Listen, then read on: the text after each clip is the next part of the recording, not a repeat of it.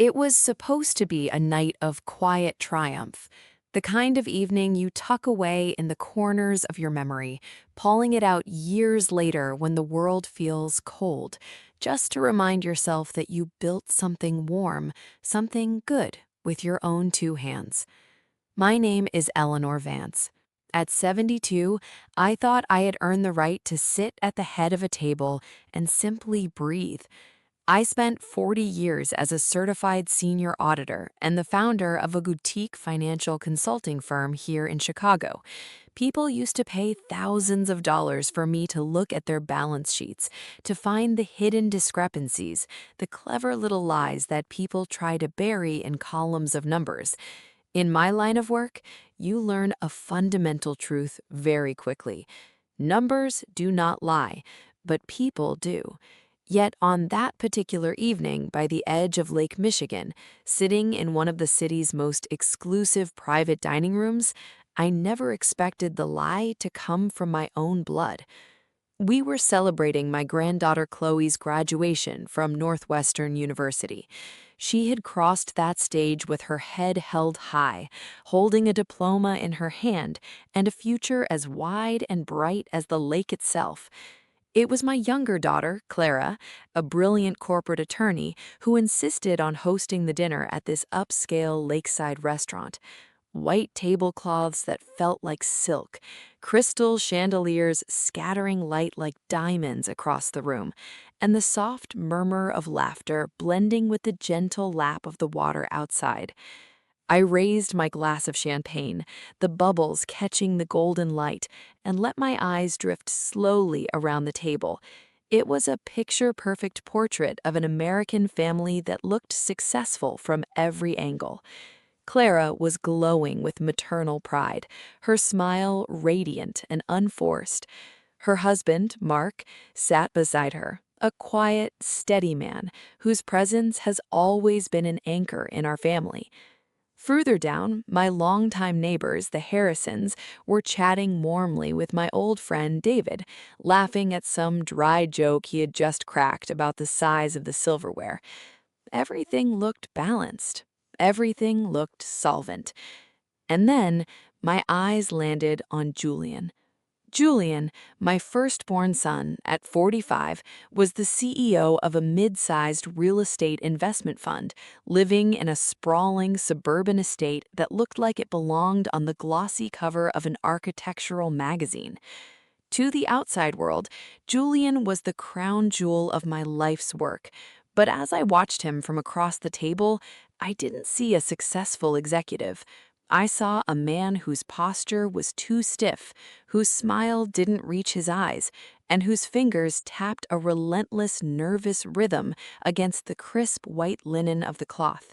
He kept checking his watch, his breathing shallow, his eyes darting toward the heavy mahogany doors of the private room, as if he were waiting for a trap to snap shut.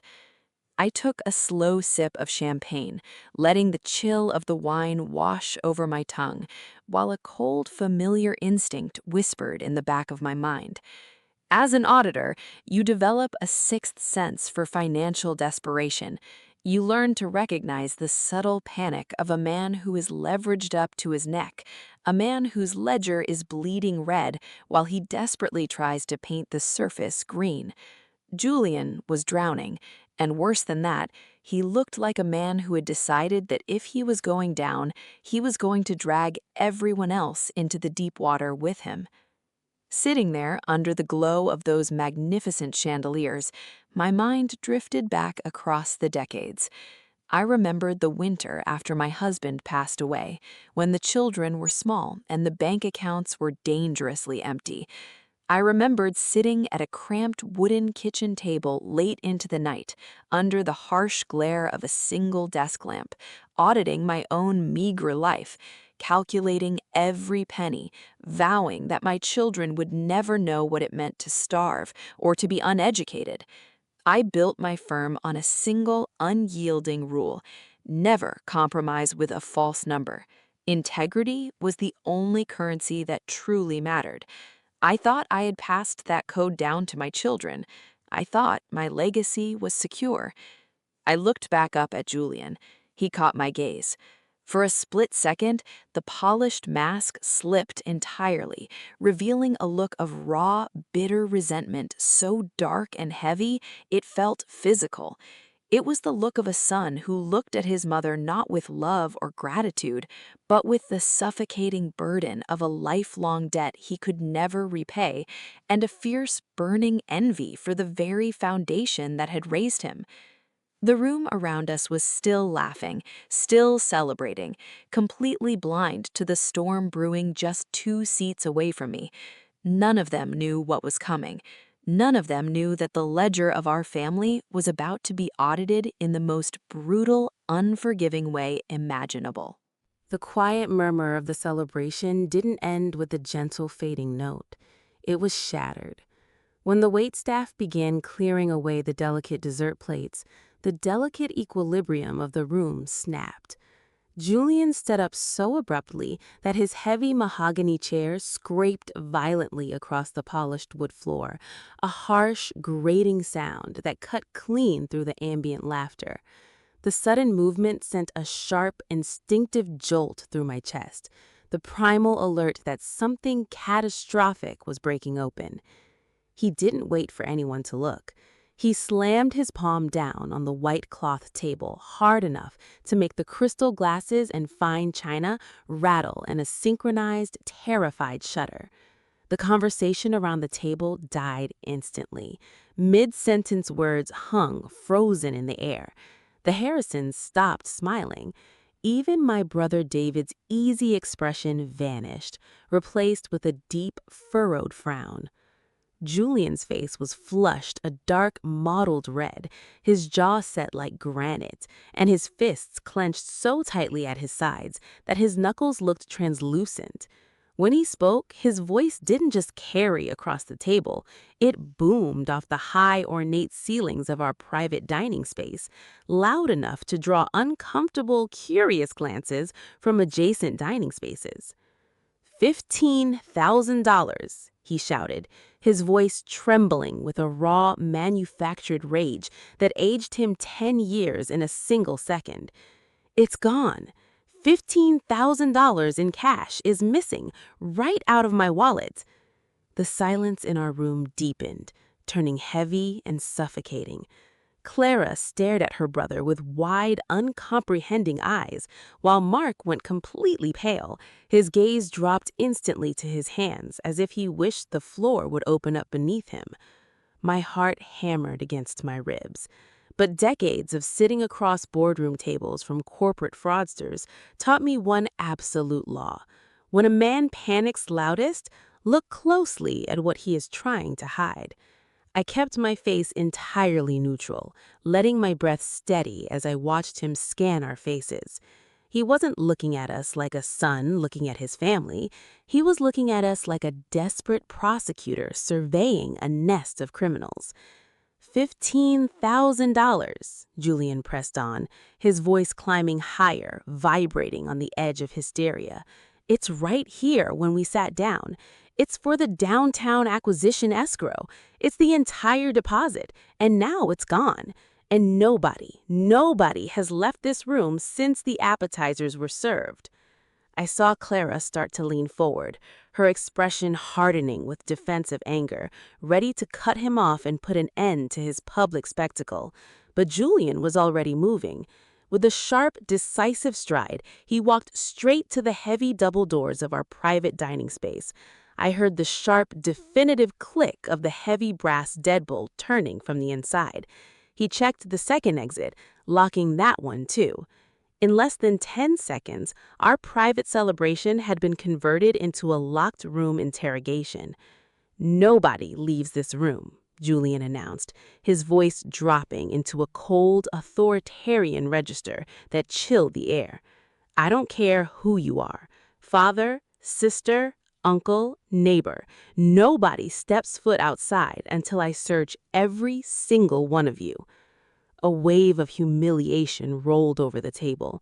The Harrisons looked mortified, trapped in a deeply personal family nightmare they'd never signed up to witness. David shook his head slowly, his expression shifting from confusion to profound, biting disappointment. "Julian, have you completely lost your mind?" I finally spoke, my voice low, steady, and measured, cutting through the dense air like a scalpel. "Whip around! You're not turning your niece's graduation dinner into a police station." He whipped around, his eyes locking onto mine with a look of pure, unadulterated venom that I'd never imagined could exist behind a son's eyes. "Don't start lecturing me, Mom," he snarled back, the disrespect dripping like acid from his lips. "Empty your pockets, purses, jackets, everything on the table, right now." He ignored my warning entirely. His footsteps grew heavy and deliberate as he walked around the perimeter of the table, closing the distance between us. He stopped directly behind my chair, towering over me, breathing heavily. The silence in the room became so absolute I could hear the blood roaring in my own ears. He leaned down, his face inches from me, his voice dropping to a low, venomous hiss that only I was meant to hear clearly. "You're first, Mom. Let's see how clean your ledger really is." I didn't flinch. While the rest of the table froze in horror watching the horrifying spectacle unfold, I felt a cold, sharp resolve take hold of my bones. I slowly pushed my chair back and stood up to face my son, knowing full well that the trap he was setting was about to snap, but unaware of how deep the blade would cut. The heavy double doors of the private dining room did not open to let us leave, but they did open for the 2 Chicago police officers Julian had summoned with his frantic call. The arrival of uniforms in a high-end lakeside restaurant instantly suffocated what little air remained in the room. Heads turned from neighboring tables, and the low, muffled murmurs of curious diners buzzed against the glass partitions. The officers stepped inside, looking around with practiced caution, their eyes taking in the formal table setting, the weeping women, and the rigid, trembling stance of my son. Julian intercepted them immediately, his voice spilling out in a rapid, defensive torrent, framing himself as the victim of a calculated inside job. He didn't point his finger at the servers or the restaurant staff. Instead, with a calculated, venomous cruelty, he turned his entire focus directly toward me. "Officer, look right here," Julian demanded, his voice cracking with manufactured outrage as he pointed straight at my chair. "Start with her. She's the matriarch. She spent her whole life auditing everyone else, preaching absolute financial transparency. If we want this search to be completely above board, we check the person with the most authority first." The 2 police officers hesitated, looking between Julian and me with a mixture of professional skepticism and profound discomfort. They could clearly see this was a deeply personal, high-society family dispute rather than a standard street crime, but Julian's relentless insistence backed them into a corner. I didn't blink. I didn't open my mouth to argue, and I didn't waste a single breath on pleas or justifications. Decades of standing firm across negotiation and boardroom tables had taught me that when an opponent hands you a loaded weapon in public, sometimes the most powerful thing you can do is let them pull the trigger themselves so the whole world can see the residue on their hands. With slow, deliberate, and entirely unhurried movements, I stood up from my chair. The soft scrape of the wooden legs against the floor was the only sound in the room. I raised my hands slightly, a gesture of absolute cold cooperation, looking the senior officer dead in the eye. "Go ahead," I said, my voice dropping into a low, steady register that echoed clearly off the walls. Julian didn't wait for the officers to step forward. Blinded by his own obsessive hunger to destroy me, he pushed past the policeman and took the task into his own hands. His fingers were shaking, but his movements were heavy and invasive as he grabbed the lapels of my tailored silk vest. He wasn't conducting a search, he was performing an act of public execution, tearing into the layers of my clothing to prove a point he engineered from the very beginning. His hand plunged violently into the deep inner pocket of my jacket. For a fraction of a second, even with my certainty, a cold shiver ran down my spine. But then his fingers closed on something thick and substantial. His eyes went wide, dilating with a sudden, manic surge of adrenaline, and a triumphant, terrifying smile split across his face. The look of a man who genuinely believed he had just buried his own mother's reputation forever. "Got you," he whispered, the word dripping with venomous satisfaction. He wrenched his hand out of my pocket, pulling upward with a theatrical flourish. Clutched tightly in his fist was a thick, banded stack of crisp cash, 5 neat bundles of $100 bills, totaling precisely $15,000, wrapped with the distinct paper bands of a commercial bank. The entire room gasped in a synchronized wave of horror. Clara let out a sharp, choked sob, burying her face in her hands, while Mark stared at the cash with a look of absolute devastation.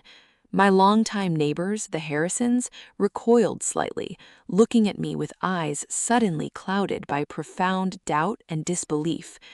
Julian didn't just hold the money, he thrust it upward into the air, like a bloody trophy hoisted after a hunt.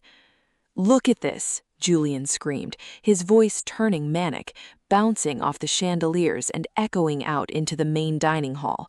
15 grand, right inside her pocket, my own mother. She's a common thief. The great auditor, the pillar of honesty, is nothing more than a criminal. He stood there, shaking with twisted triumph, waving the money like a flag of victory, completely convinced that he had wiped out every trace of my authority, my dignity, and my legacy in a single stroke. For a few terrifying seconds, the private dining room did not just fall silent. It felt as though all oxygen had entirely been sucked from the air.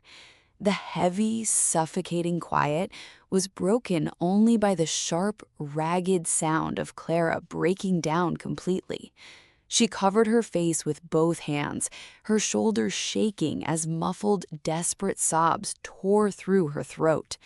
Beside her, Mark sat frozen in utter helplessness, staring at the floor with his fingers pressed tight against his forehead, wishing the ground would swallow him whole.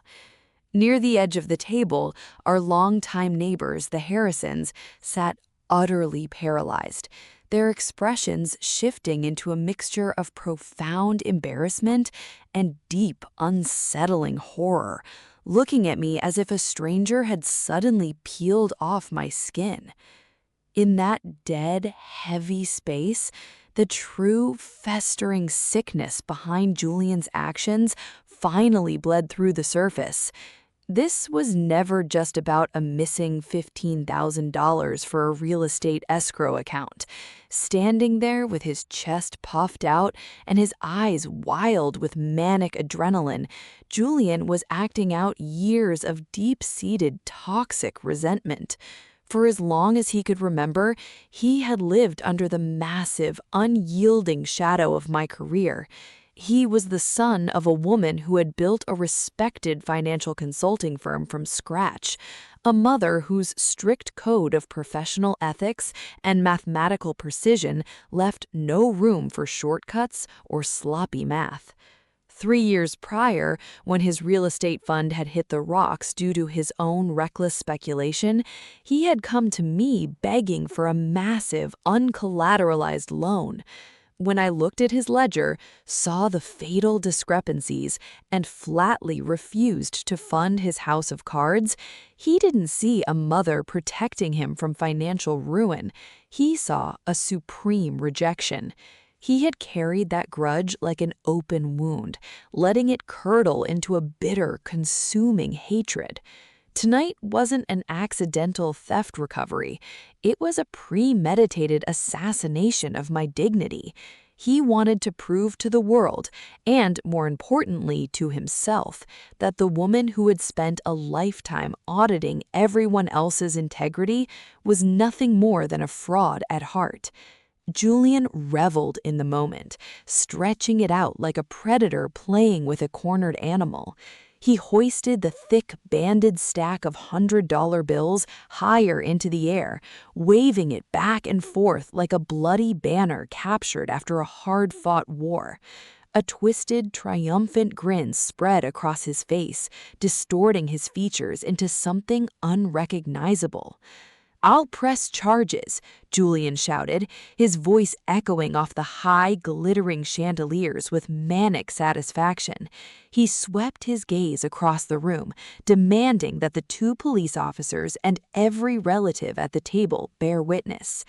"I don't care who she is. A thief is a thief. Even my own mother needs to learn that nobody is above the law. I'm having her arrested tonight to set an example."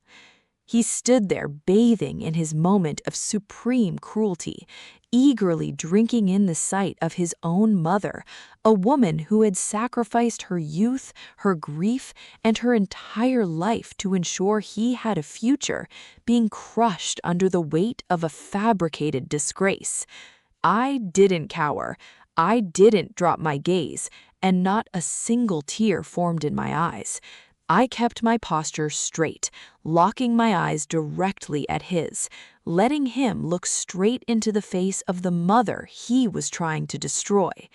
And in that freezing, unforgiving silence, a bitter realization settled deep into my bones. I looked at Clara weeping uncontrollably, at Mark paralyzed by his own desire to keep the peace, and I saw the collective ghosts of our past. For years, whenever Julian had crossed lines, whenever his temper flared or his ethics bent, we always smoothed things over. We made excuses. We looked the other way.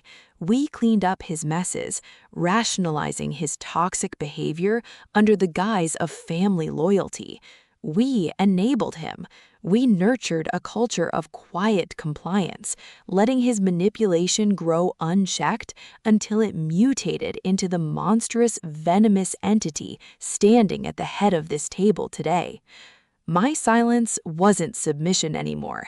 It was the chilling clarity of a master auditor looking at a catastrophic balance sheet error that had finally hit its absolute, irreversible bottom line. Before the senior police officer could pull the metal handcuffs from his belt or motion to write the formal report, a sharp, clear sound cut through the suffocating stillness of the room. It wasn't a sob. It wasn't a gasp of shock. It was the firm, deliberate click of a shoe heel pressing against the wooden floor. Chloe stood up from her chair. My granddaughter, the brilliant young woman whose graduation night was supposed to shine like the sun, was trembling from head to toe. Tears were streaming down her pale cheeks, leaving wet tracks across her skin. But despite the tears, her jaw was locked and her eyes burned with a fierce, unwavering determination that instantly silenced every whisper in the room. She didn't lower her head in defeat, nor did she rush forward to plead for mercy. Instead, she walked with slow, measured steps straight towards her father. Julian, still flushed with the manic adrenaline of his supposed victory, blinked in confusion as his own daughter blocked his path. He lowered the stack of $100 bills slightly, his triumphant grin faltering at the edges as he looked down at her. "Chloe, honey, get back to your seat." Julian stammered, his voice losing his authoritarian edge as he tried to mask his sudden unease behind a facade of paternal concern. Chloe didn't flinch. She reached slowly into the pocket of her elegant graduation dress, pulled out her smartphone, and tapped the screen twice. The display lit up, casting a sharp blue glow across her tear-stained face. She wasn't holding a family photo, and she wasn't calling for help. She was holding up a live digital playback from a miniature security camera app, a discreet wide-angle lens she had pinned inside a decorative floral centerpiece right at the center of our table. Because of a quiet, nagging intuition that had prickled at the back of her mind all evening, a deep-seated dread of her father's unpredictable volatility, she had quietly set the recording device rolling the moment we all sat down for dinner. With fingers that barely shook, she turned the glowing screen outward so that the two police officers, the Harrisons, Clara, Mark, and Julian himself could see every single pixel clearly. The small screen played back the precise, damning sequence of events from hours earlier, when the restaurant was still filled with warm laughter. The video clearly showed Julian arriving late, walking up to my chair with a wide fake smile, and leaning down to wrap his arms around my shoulders in a congratulatory hug. But the camera angle, positioned low from the center of the table, captured what human eyes had missed in the excitement. With a lightning-fast, practiced sleight of hand, Julian's left hand slipped deep inside the inner pocket of my tailored silk vest, wedging the thick, banded stack of $15,000 securely out of sight, before pulling away with a chuckle. The video played on, showing him sitting down, wading through the appetizers, and eventually orchestrating his theatrical explosion over a missing wallet that was never lost at all. The room dropped into a vacuum of absolute breathless shock. The air felt heavier than lead.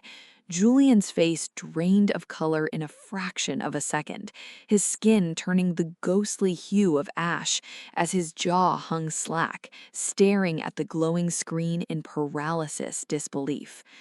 Chloe looked up at her father, her voice dropping into a register so cold, so cutting, and so devoid of childhood warmth that it sent a shiver straight down my spine. You never lost a single cent outside, Dad. You brought that money here, hidden in your coat, and you slipped it into Grandma's pocket yourself the moment you walked through those doors. You didn't misplace an escrow deposit. You orchestrated an elaborate, disgusting trap because you wanted to use her honor and her reputation as a weapon to force the family into signing over the ancestral land estate so you could sell it off to pay your gambling and investment debts. The words hung in the air like a guillotine blade dropping. Julian opened his mouth to speak, but no sound came out, only a pathetic, choking gasp as the ground finally caved in beneath his feet. For a split second, Julian froze completely, the color draining from his face until it shifted from a mottled red to a sickly, ghostly pale. The crushing reality that his meticulously crafted trap had completely imploded right in front of an audience hit him like a physical blow. But panic is a violent, desperate thing, and it makes men do ugly, irrational actions. With a sudden, guttural roar, Julian lunged forward, his hands clawing wildly through the air as he tried to snatch the smartphone right out of his daughter's hands to destroy the digital evidence. He didn't even make it halfway across the space. Mark, my quiet, steady son-in-law, moved with a sudden, protective swiftness that caught everyone by surprise. Standing up with broad-shouldered authority, Mark intercepted Julian mid-stride, grabbing his arm and forcing him backward, while the two Chicago police officers instantly stepped in, pinning Julian's arms behind his back and forcing him against the heavy back of a dining chair. The entire atmosphere in the private room shifted on a dime. The two police officers didn't hesitate for a single second to reevaluate the chaotic scene unfolding before them. The handcuffs that had been pulled out just moments earlier to cuff an innocent woman were now snapped firmly around Julian's wrists with a sharp metallic click. The senior officer pulled out his notepad, his expression hardening into professional disgust as he looked down at my son. Instead of checking my pockets, the officer turned his full attention to the man shouting profanities in handcuffs. They formally initiated a report against Julian for filing a false police report and deliberately attempting to frame an innocent citizen with fabricated evidence. Seeing her brother finally cornered by his own lies, Clara stood up from her chair, her eyes red-rimmed from tears, but blazing with an unyielding fury. Stepping forward, she broke the silence by publicly exposing the dark underbelly of what we had all been forced to endure for years. She recounted the endless streams of panicked phone calls, the late-night threats, the financial coercion, and the emotional blackmail Julian had subjected our family to, dragging us through months of silent torment while we desperately tried to keep his toxic secrets buried. I waited until the room settled back into a heavy, tense hush. I didn't raise my voice. I didn't need to. I simply straightened the lapels of my tailored silk vest, adjusted my posture, and let decades of hard-earned professional authority flow into my tone. The $15,000 in cash inside my pocket wasn't stolen from his wallet. It was never his business escrow. It is the initial seed fund I withdrew this morning from my private account, money I explicitly set aside to establish a university trust and academic scholarship in Chloe's honor. I turned my eyes directly toward Julian, who was straining uselessly against the grip of the officers, glaring at me with eyes full of pure, venomous hatred. "And as for your downtown real estate project," I continued, my voice cold and surgical, exactly like a senior auditor reading out a fatal discrepancy on a fraudulent balance sheet. "I didn't crush your empire, Julian. Your own lack of integrity did." The weight of those words settled over the room like an absolute, unchangeable verdict, leaving Julian completely defeated under the glare of the truth he had tried so desperately to bury. The two police officers tightened their grips on Julian's shoulders, their hands firmly guiding him toward the heavy double doors of the private dining room. The metal handcuffs clicked with a sharp, chilling finality, a stark punctuation mark to the public spectacle he so meticulously engineered. He walked out in absolute crushing humiliation, his head bowed, his face flushed a dull, sickly gray. Every ounce of the arrogant fury that had filled the room just minutes before had completely evaporated, leaving behind only the pathetic wreckage of a man destroyed entirely by his own relentless greed and deep-seated malice. As the doors swung shut behind us, sealing away the sirens and the flashing lights waiting outside in the Chicago night, the suffocating tension in our private space slowly dissolved into a quiet, heavy exhaustion. The dining area began to empty out in a blur of low whispers and reluctant departures. One by one, our longtime neighbors, the Harrisons, gathered their coats and belongings. They didn't offer hollow words or uncomfortable small talk.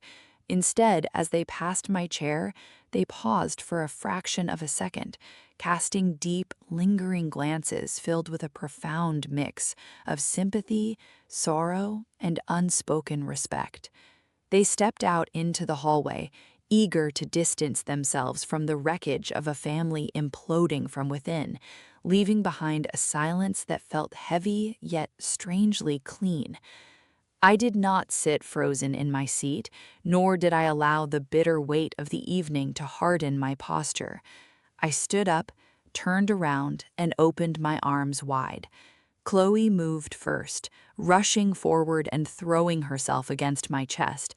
The sharp, controlled composure she had maintained while exposing her father shattered completely, and she buried her face in my shoulder as deep, bone-shaking sobs finally broke free from her throat.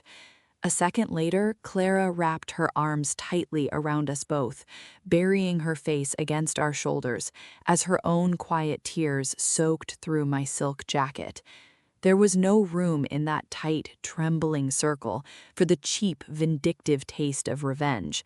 We didn't exchange gloating remarks, and we didn't celebrate a battlefield victory. Instead, the air carried an aching, visceral sense of relief, the hollow, quiet peace that washes over a person immediately following a brutal, necessary surgical procedure. It felt precisely like the moment a team of doctors successfully cuts a deep, malignant tumor clean out of a living body, sacrificing healthy tissue to purge the rot before it kills the host. Holding my granddaughter and my daughter close, feeling the steady, honest rhythm of their breathing against mine, a profound realization settled deep into the marrow of my bones. For years, our family had fallen into the most dangerous trap a household can build. We had confused enabling with protecting. We genuinely believed that sweeping toxic outbursts under the rug, paying off reckless debts, and making excuses for cruel behavior was an act of preservation, a twisted, loyal duty to keep the family name intact. We thought we were saving him. But true love, the kind of fierce, unwavering devotion that actually anchors a family through the worst storms, is never about shielding someone from the destructive consequences of their own malice. True love demands a far heavier price. It requires the raw, terrifying courage to look an ugly truth square in the eye, to refuse to look away when a loved one turns predatory, and to stand unyielding beside those who choose absolute integrity over comfortable lies. Julian had lost everything that night, not because the world was unfair, and not because fortune had turned its back on him, but because he built his entire existence on a foundation of bitter resentment and calculated deceit. He tried to use my reputation as a weapon, and instead, he severed his own lifeline. As I stroked Chloe's hair and looked over the quiet, altered landscape of our family, I knew our balance sheet had finally been cleared of its most toxic, fraudulent liability. The storm had broken, the rot had been excised, and in its place remained a profound, hard-earned peace, a quiet resilience that no amount of hatred or manipulation could ever break again. Time does not stand still to wait for a fractured family to piece itself back together, and winter in Chicago has never been gentle on those who burn their own bridges with bitterness and spite. In the months following that fateful night, the social and financial empire Julian had spent years constructing collapsed completely under the weight of an unvarnished audit by reality. When Chloe's digital video evidence was handed over to the authorities, backed by Clara and Mark's official statements detailing years of psychological manipulation and financial coercion, the legal case against Julian for filing a false police report and malicious framing was sealed. He lost everything. His wife, accustomed to a life of luxury and utterly mortified by his public disgrace, filed for immediate divorce. His speculative real estate fund, hollowed out with debt and systemic deception, faced a cascade of lawsuits from ruined investors that drove it straight into bankruptcy. Most devastatingly of all, he lost any right to call himself a father. Chloe firmly and permanently shut the door on him, refusing his frantic letters, his desperate phone calls, and every hollow plea for a second chance. He vanished from our lives entirely, becoming a ghost, a bitter, isolated phantom haunting the margins of a family he had tried to destroy. Our world, meanwhile, began the sacred work of cleaning up the debris and rebuilding on unshakable ground. By late spring, when the bitter Chicago chill finally thawed and the surface of Lake Michigan began to mirror the warm, clear blue of the sky, Clara, Chloe, and I stood quietly together by the floor-to-ceiling windows of my home. The air no longer carried the suffocating weight of hidden secrets, forced smiles, or guarded glances. It was light, clean, and filled with a profound, hard-earned peace. Chloe had finished her final undergraduate semester with flying colors, graduating with top honors. The academic scholarship trust I established in her name had officially launched, providing tuition assistance to ambitious young students who chose to enter the world guided by absolute integrity and courage. Having decided to carve out a completely independent path for herself, Chloe accepted a placement for a competitive graduate program on the East Coast, ready to step into her future with eyes wide open and a spirit tempered by fire. On the evening before her departure, she wrapped her arms around my neck in a long, quiet embrace, her eyes free of fear, carrying only the steady, mature grace of a young woman who knew how to stand her ground. As I watched her taxi pull away down the quiet suburban street, I walked back to my study and opened the worn leather ledger that had chronicled my professional and personal life for decades. A lifetime spent in auditing teaches you how to look past the superficial gloss of balance sheets, to hunt down hidden discrepancies, and to expose the clever lies people bury in neat rows of numbers. For years, I believed I understood the fundamental mechanics of deception, but that night at the lakeside restaurant taught me a truth far deeper than any financial manual could ever contain. The most devastating betrayal does not arrive from outside competitors in the marketplace. It festers quietly within your own home, born from a child who weaponizes your love and forgiveness to feed his own insatiable greed. Yet, that night did not end in unmitigated tragedy. It ended in salvation. I learned that letting go of a toxic, unrepentant child is not a failure of motherhood, but an act of profound preservation, a necessary surgical cut to save the healthy tissue surrounding it. I did not lose a son that night. Julian had emotionally detached and vanished from us long before his crimes were ever brought to light. What I gained, instead, was a breathtaking testament to the resilience of the human spirit. My granddaughter's fierce, unyielding courage, my daughter's unwavering loyalty, and a renewed bond rooted entirely in truth rather than blind compliance. As the sun began to dip below the horizon, casting a soft, golden glow across the waters of Lake Michigan, I closed my ledger and leaned back in my chair. A gentle breeze drifted through the window, carrying the quiet promise of tomorrow. Life, much like a grand balance sheet, will always carry unpayable emotional debts and scars that time softens but never fully erases. But as long as we possess the courage to look the truth in the eye, to protect the vulnerable, and to love without enabling destruction, every ledger can ultimately be balanced in peace. Before we say goodbye, I want to talk to you for just a moment. Wherever you are right now, what city are you sitting in, and what time is it on your clock as you watch this? Let me know in the comments below so I can see just how far this story traveled to reach you. More importantly, looking at this story, what is the biggest lesson you are taking away today? Is it about the strength to stand back up when everything is stripped away, the courage to walk away from toxic bonds, or the realization that human dignity and self-respect can never be bought with a price tag? Drop your thoughts in the comments. I read every single one, and I would love to know how this resonated with you. If this story touched your heart, please hit the like button, share it with someone who needs to hear it today, and subscribe to the channel so you never miss our next story. Thank you so much for watching. Stay strong, protect your peace, and I will see you in the next video.